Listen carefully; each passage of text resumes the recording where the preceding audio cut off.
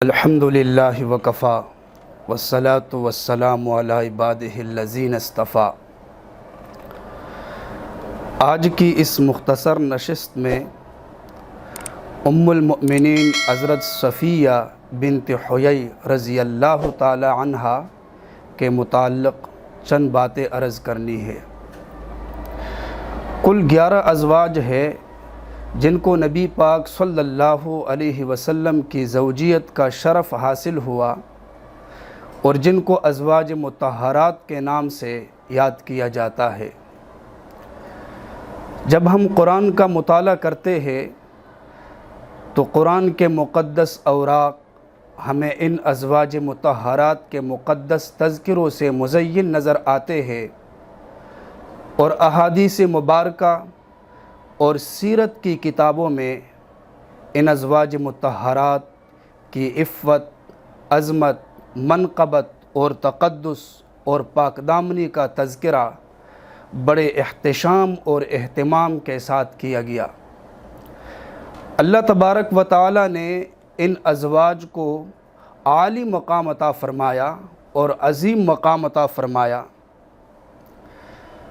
جب ہم قرآن سے پوچھتے ہیں ازواج مطہرات کے مقام اور عظمت کے بارے میں تو قرآن ہمیں بتاتا ہے النبی اولیٰ بالمؤمنین من انفسہم وازواجہ امہاتہم۔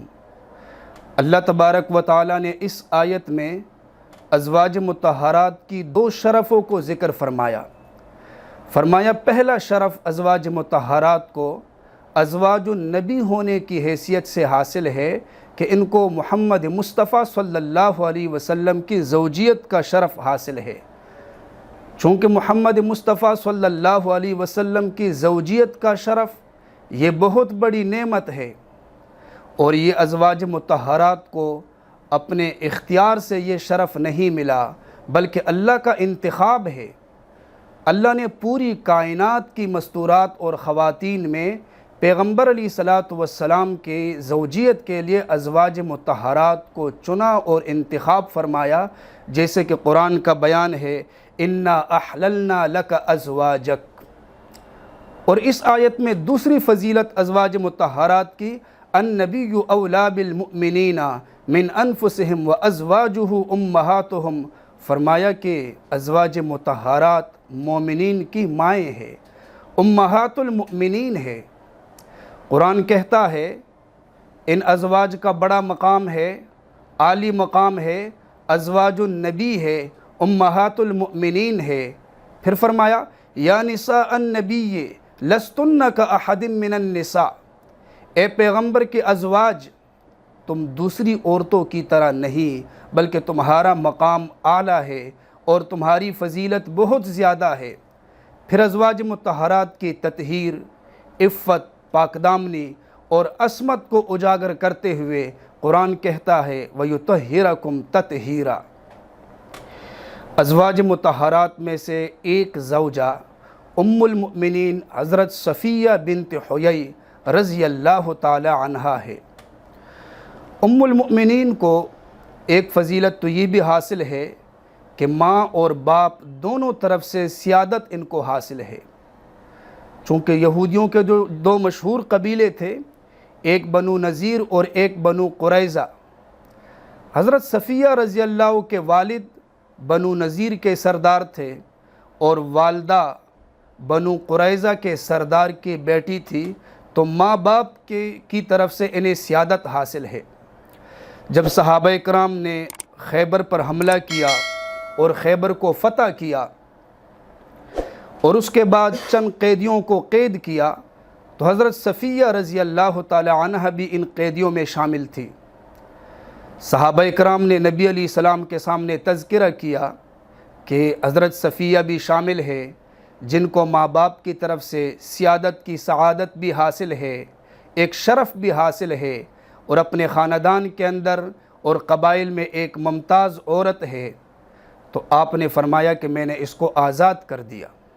حضرت صفیہ کو آپ نے اختیار دے دیا، فرمایا آپ کے پاس اختیار ہے، آپ واپس بھی اپنے علاقے میں جا سکتی ہے، اور اگر آپ چاہے تو آپ میرے نکاح میں آ جائے۔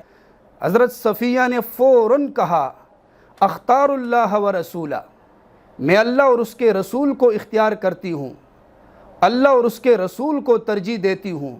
لقد کنت اتمنی بذالک فی الشرک، یا رسول اللہ اب تو میرے سینے میں ایمان کی محبت آ گئی، اب تو ایمان کی نورانیت آ گئی، اب تو آپ کے اخلاق کی عظمت آ گئی۔ میں تو شرک کے زمانے کے اندر بھی یہی میری خواہش تھی کہ ایسا معاملہ ہو جائے اور ایسا ہی فیصلہ ہو جائے جیسے ابھی ہو گیا۔ البدایہ میں ایک واقعہ لکھا ہے کہ نبی علیہ الصلوۃ والسلام نے بعد میں دیکھا تو حضرت صفیہ رضی اللہ کے چہرے پر ایک نشان تھا۔ آپ نے پوچھا کہ یہ نشان کیوں ہے؟ تو انہوں نے اپنا ایک خواب سنایا کہ یا رسول اللہ آپ کے صحابہ نے جب خیبر کا محاصرہ کیا اس وقت میں نے خواب دیکھا اور میں نے دیکھا کہ آسمان میں چمکتا دمکتا جو چاند ہے وہ آسمان سے الگ ہو کر میری گود میں آ کر گرا۔ میں نے یہ خواب اپنے شوہر کو سنایا تو اس کو بڑا غصہ آیا اور اس نے کہا کیا آپ کی خواہش ہے کہ عرب کا سردار آپ کا شوہر بن جائے؟ اس نے ایک زوردار تمانچہ رسید کیا جس سے یہ نشان پڑ گئے۔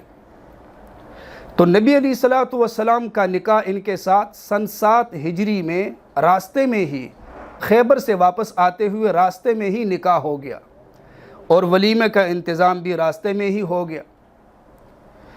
ترمذی شریف کی روایت ہے کہ نبی علیہ الصلوۃ والسلام ایک دفعہ گھر تشریف لے آئے، آپ نے دیکھا وہی تب کی حضرت صفیہ رضی اللہ تعالیٰ عنہ رو رہی تھی۔ آپ نے پوچھا، فرمایا ما یبکیک، رونے کی وجہ کیا ہے؟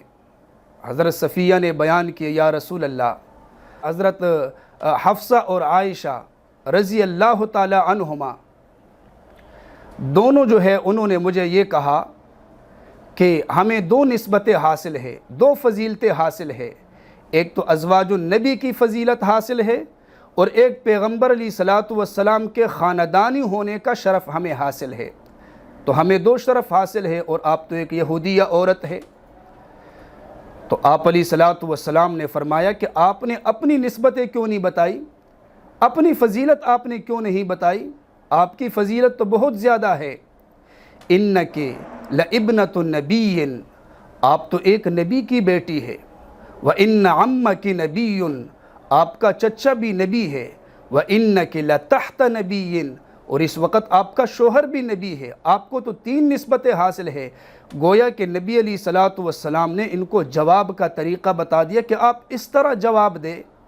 آپ انہیں کہے میرا تعلق حضرت ہارون علیہ الصلوۃ والسلام کی اولاد سے ہے، لہٰذا ہارون علیہ الصلوۃ والسلام میرے والد، وہ بھی نبی۔ موسیٰ علیہ السلام جو ہارون علیہ السلام کے بھائی ہے وہ میرے چچا، وہ بھی نبی، اور امام الانبیاء محمد مصطفیٰ صلی اللہ علیہ وسلم جو میرے شوہر ہے وہ بھی نبی۔ مجھے 3 نسبتیں حاصل ہے۔ کتابوں میں لکھا ہے کہ ان کو نبی علیہ الصلوۃ والسلام کے ساتھ بہت زیادہ محبت تھی، یہاں تک کہ آپ علیہ السلام بیمار ہوئے، بیماری شدت اختیار کر گئی، ازواج مطہرات موجود تھی، تو حضرت صفیہ کی زبان سے یہ جملہ نکلا، یا رسول اللہ کاش یہ بیماری مجھے ہوتی، یہ تکلیف مجھے ہوتی اور آپ سکون سے ہوتے۔ نبی علیہ السلام نے فوراً فرمایا واللہ انہا لصادقہ، خدا کی قسم یہ اپنی گفتگو میں بالکل سچی ہے۔ ان کے واقعات اور حالات کا مطالعہ کرتے ہوئے ان کی 4 صفات ایسی ہے جو ممتاز ہے۔ کتابوں میں ان کے یہ صفات لکھی ہوئی ہے۔ پہلی صفت انہا کانت جمیلتن، یہ حسن والی تھی، یہ بہت زیادہ خوبصورت تھی۔ بعض کتابوں میں لکھا ہوا ہے انہا کانت عاقلتن حلیمتن فاضلتن، یہ سوچ سمجھ اور تدبر والی تھی، بہت زیادہ عقل مند تھی اور حلم والی تھی۔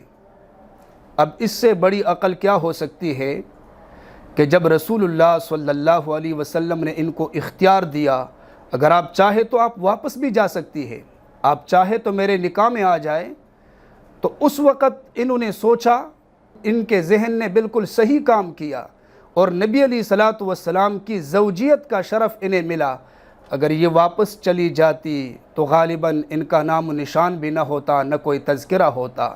آج انہیں ام المؤمنین کے نام سے یاد کیا جاتا ہے، اور قرآن نے ازواجہ امہاتم کہہ کر ان کی جو عظمت بیان کی ہے یہ پیغمبر علیہ السلام کی زوجیت کی وجہ سے ہے۔ ان کی جو تیسری صفت ہے حلیمۃ، بردبار تھی، صبر اور تحمل والی تھی۔ اسی واقعہ سے ہم اندازہ لگا سکتے ہیں، خیبر کی لڑائی میں ان کے والد بھی قتل ہو گئے، ان کے بھائی بھی قتل ہو گئے، ان کے سابقہ شوہر بھی قتل ہو گئے، 3 لاشیں ان کے سامنے تڑپتی رہی، اور ادھر ان کو اختیار دیا جا رہا تھا، لیکن صبر اور تحمل کے ساتھ برداشت کرتے ہوئے اس مشکل وقت میں بھی اس نے بالکل صحیح فیصلہ فرمایا۔ اور ایک روایت کے الفاظ ہے کہ حلم اور سوچ سمجھ کر فیصلہ کرنا، صبر و تحمل، یہ 2 ایسے اوصاف ہے کہ اللہ تعالیٰ ان اوصاف کے ساتھ محبت فرماتے ہیں، اور جس بندے میں یہ اوصاف آ جائے اللہ تعالیٰ اس کے ساتھ بھی محبت فرماتے ہیں۔ نبی علیہ السلام کی خدمت میں اشج عبد القیس کا قبیلہ جب آیا تو اشج عبد القیس جب حاضر ہوا، آپ نے فرمایا ان فیک خصلتین، آپ میں 2 اوصاف ہے، یحبہم اللہ، اللہ تعالیٰ ان دونوں اوصاف کے ساتھ محبت فرماتے ہیں، الحلم الانات، ایک آپ میں حلم ہے، بردباری ہے، تحمل ہے، اور ایک آپ سوچ سمجھ کر قدم اٹھاتے ہو، اور اللہ تعالیٰ ان اوصاف کو پسند فرماتے ہیں۔ دوسری روایت ہے ان اللہ رفیق، اللہ تعالیٰ نرمی کرنے والے ہیں، وَيُحِبُّ الرِّفْقَ فِي الْأَمْرِ كُلِّ، اور تمام معاملات میں اللہ تعالیٰ نرمی کو پسند بھی فرماتے ہیں۔ اور ان کی ایک صفت ہے سخاوت، سخاوت میں یہ ممتاز تھی، اتنی زیادہ ممتاز اور مشہور تھی کہ جب حضرت عثمان رضی اللہ کے مکان کا محاصرہ کیا باغیوں نے اور کھانا پینا بند کر دیا، حضرت صفیہ کو پتہ چلا، گھر سے کھانا بنایا، دوڑتی ہوئی آئی، لیکن باغیوں نے روکا، پھر حضرت حسن کے ذریعے سے کھانا بھیج دیا۔ سخاوت کی تو بڑی فضیلت ہے۔ نبی علیہ الصلوۃ والسلام نے فرمایا ہر روز صبح کے وقت اللہ کی طرف سے 2 فرشتے اترتے ہیں اور وہ دعا کرتے ہیں اللہم اعط منفقا خلفا، اللہ جو خرچ کرتا ہے اس کو بدلہ عطا فرما، اللہم اعط ممسکا تلفا، اللہ جو روک کر رکھتا ہے خرچ نہیں کرتا اللہ اس کے مال کو تباہ و برباد کر دے۔ تو یہ فرشتوں کی دعا بھی شامل ہو جاتی ہے۔ تو سخاوت بہت بڑا جذبہ ہے اور سخاوت بہت بڑی نیکی ہے۔ اللہ تبارک و تعالی ہمیں عمل کرنے کے توفیق۔